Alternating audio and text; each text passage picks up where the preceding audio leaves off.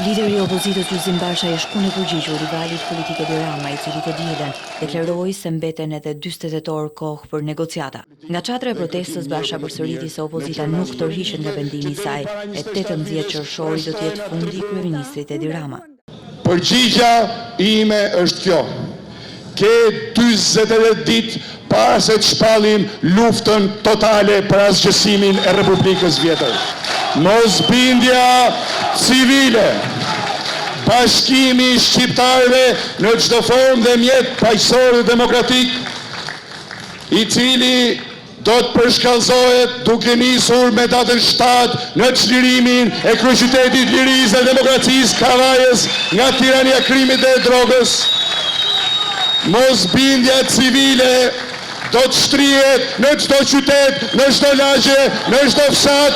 Sipas Bashës, në 18 qershor do të marrë pjesë vetëm një subjekt elektoral, koalicioni I majt I zgjedhjeve lokale, por sipas tij, në Shqipëri nuk mund të ketë më monizëm. Koalicioni I drogës, koalicioni I krimit, me krye Edi Ramën, me Ilir Metrën, me mercenarët e tyre si Bamir Topi, si Ben Blushi, si Gjergj Bojaxhiu, janë një dhe vetëm një. Shqiptarët do t'i refuzojnë me mosbindje civile, monizëm Shqipëri nuk ka për pasur më me asnjë çmim, me asnjë mënyrë, nuk ka për pasur më monizëm në Shqipëri. Në ditën e punëtorëve, Basha ka replikuar në distancë me kryeministrin Rama edhe për situatën e papunësisë në vend. Sipas tij, 79.980, se shifrën e ka, domethënë, e ke për parë. Rrene sofistikuar, I duket atij të paktën. Pra afërsisht 80.000 veta që kanë futur në punë nga zyrat e punës në këto 4 vite.